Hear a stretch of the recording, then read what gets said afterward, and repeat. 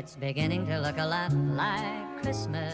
And you know what that means. It's time to share the best 10 out of 10 farming and cozy games that I played this year. And to challenge myself, I'm limiting it to only 10 picks, because if I was to share everything that I enjoyed this year, we're gonna be staying here until freaking New Year's, and we don't want to do that. By the way, these are not flawless by any means, but they were almost perfect in my opinion. The most memorable one was été. It means summer in French, and this one took me by surprise. And this is coming from someone who absolutely sucks in painting in real life and in games. I find them really daunting, but this game, Chef's Kiss, does it really well. It genuinely makes painting, not faint. We're not fainting. It genuinely makes painting feel fun rather than daunting, and basically you move to Montreal and you start up a studio where you take commissions, you make money, and you decorate your studio. The world is gloomy and it's missing color in the beginning, but you start to spread color around, making it more lively and colorful. The gameplay loop is so satisfying. You have your main quests, but you also venture off a bit and enjoy the satisfaction of turning trees and flowers and buildings, fruits, and anything you can think of into colorful objects, which will then become stamps that you can use in your own paintings. This is low risk, high reward, relaxing, and it's perfect to play if you're watching a TV show or you have a podcast in the background. Just turn off your brain and enjoy some coloring. Next up is Luma Island. I said in my review, if I do a rankings video, it's gonna be in the S tier, but instead we're doing 10 out of 10 farming and cozy games this year, and then also another one which is called farming and cozy games that I regret this year, just, you know, to zhuzh it up a bit. But anyways, Luma Island, it has to be on this video. The gameplay loop is addictive in a way that can easily make you say like, you know what, I'm just gonna play 1 hour today, and then here you find yourself stuck in a loop for 6 to 7 hours, because why not? You know, we don't have chores in real life. We could just play forever. With 7 professions to choose from as a beginner job, and then the rest that can be added on top, you have so many things to craft. There's a sheer amount of stuff to collect and create, and the main focus here is collecting resources, leveling up your gear, and exploring ancient temples and ruins, with zero emphasis on NPC relationships, which I found perfect because I've been playing a lot of games that focus on that aspect, so I just want something that I don't have to worry about people, you know? But if you do care about IRL people, I streamed it with Josh. We played it in multiplayer, so you can play this with friends, but I will say it's best to start your save file together. Otherwise, joining a friend's game means setting up a new character and you're gonna lose all of your progress, which I hope the devs is gonna change, because I think that's not fair. Since my review, a big patch has come out addressing many issues that players have complained about, so it's really good to see that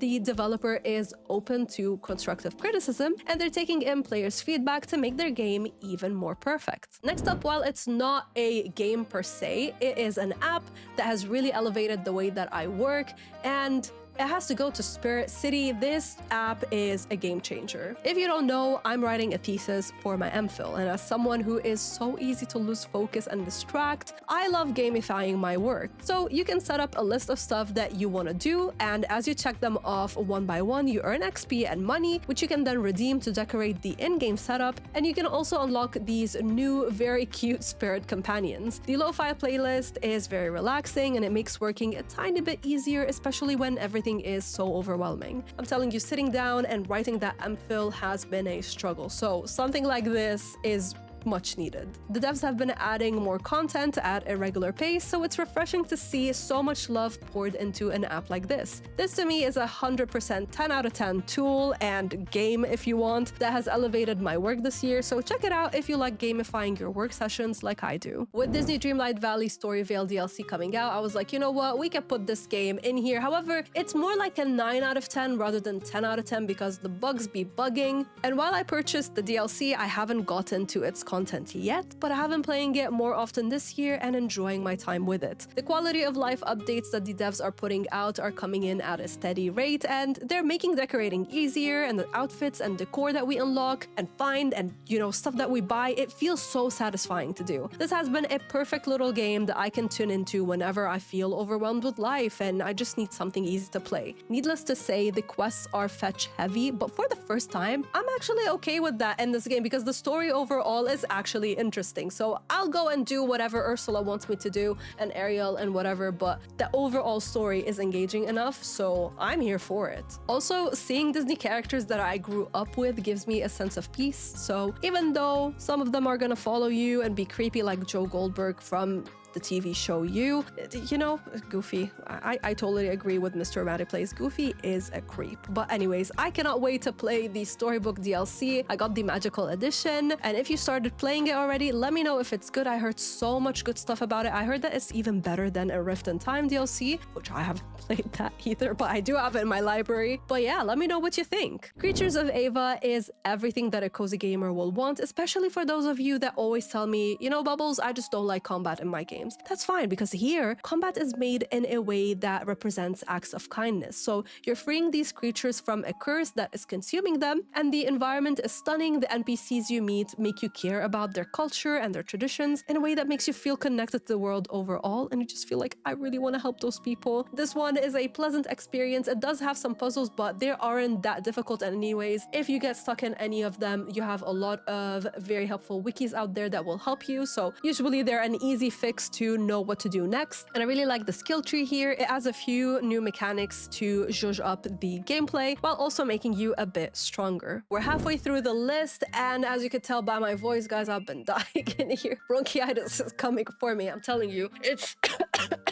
it hasn't been the best, okay? But anyways, it's Miss Bubbles. If this video is helpful so far, do me a big favor, squish the like and subscribe button so we can get rid of this bronchitis that has been killing me. But also, it will help you to find more cozy gaming friends that might be interested in the games that we're talking about today. So back to the list now. I love cooking games, and I find it so difficult to find good cooking games these days. The last two that I actually enjoyed were Venba. This one was more like of a narrative game, and then we had Immortal Lives Cooking, which was pretty fun. Now in this one, the cooking is not like at the forefront, but you still manage a sushi restaurant, which is pretty fun. I really wish they put more emphasis into the cooking, but anyways, for what it is, in Rolling Hills, you play as this cute chef bot. You're taking on orders, you're expanding your rep, and you also have a fun story that's unfolding that gives your days a bit more direction. You can purchase ingredients and decorate your restaurant. You can help your neighbors with their own worries and problems. The world is pretty small, so it makes everything feel compact and easy to memorize, and fulfilling orders and the loop in general is pretty fun. I will still be waiting on that next cozy, you know, cooking game that brings us proper cooking, but until then, this was a pretty cute concept to get into. Last year, I said that Coral Island has me in a chokehold, and it's safe to say that it just got worse. And I cannot believe I'm saying this. I'm finally at town rank B, guys. Like, I don't know about you, but I feel like I've conquered it all. Okay. This game has become a constant in my life, with a routine of me playing it while I watch Desperate Housewives. Safe to say I finished all freaking 8 seasons. Like, every season has like, what, 20 to 24 episodes? Each is like 40 minutes long. Yeah, I finished the whole show while playing Coral Island, and now I'm finishing up Baby Daddy next, because like, I'm telling you, this is part of my identity right now. I cannot tell you how much I love this game. I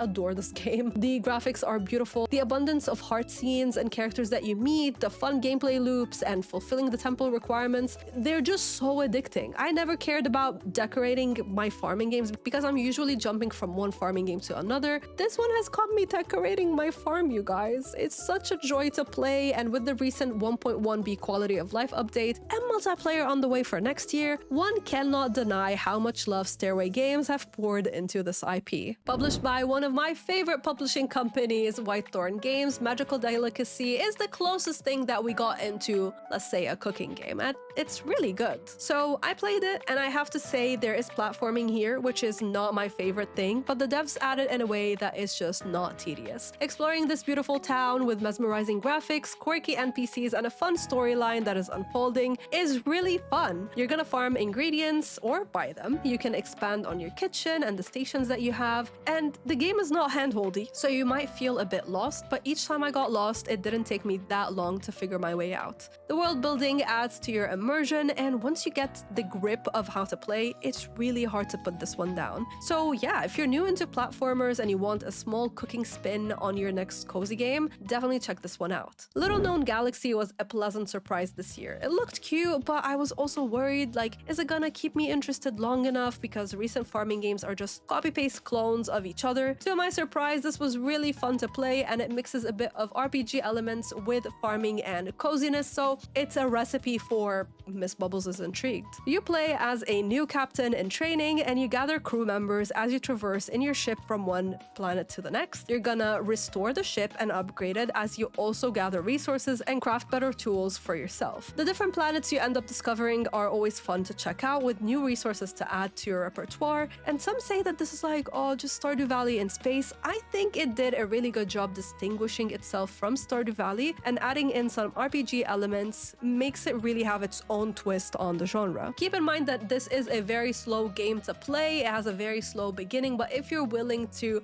suck it up, Buttercup, and just go through it, there's a really good farming game in there. Now, I love storytelling in games. This is why RPGs are one of my favorite genres ever. And while this is not an RPG, Lil Guardsman has you play as a 12-year-old in charge of a guard shed at a castle gate. Do I have your attention? You decide who's gonna come in and who's not, and you have some tools that are going to help you with your decision making. And each choice that you have has massive consequences on the world that you're in. With over 100 characters to meet, you're going to be questioning and interrogating many of them, and things that happen are just so unpredictable, and the story is so comedic and it's so dumb, and I love it because it doesn't take itself seriously whatsoever. This was a breath of fresh air, a cozy game that I 100% cannot recommend enough. But what were your favorite 10 out of 10 farming and cozy games that released this year? Let me know. And if you want to see the farming and cozy games that I regret buying and playing this year, then watch this video next. Thank you to my YouTube and Bubbly patrons for making videos like this possible. And a shout out goes to the games I mentioned, Jake, Logan, and Stephanie for going the extra mile. Until next time, stay bubbly.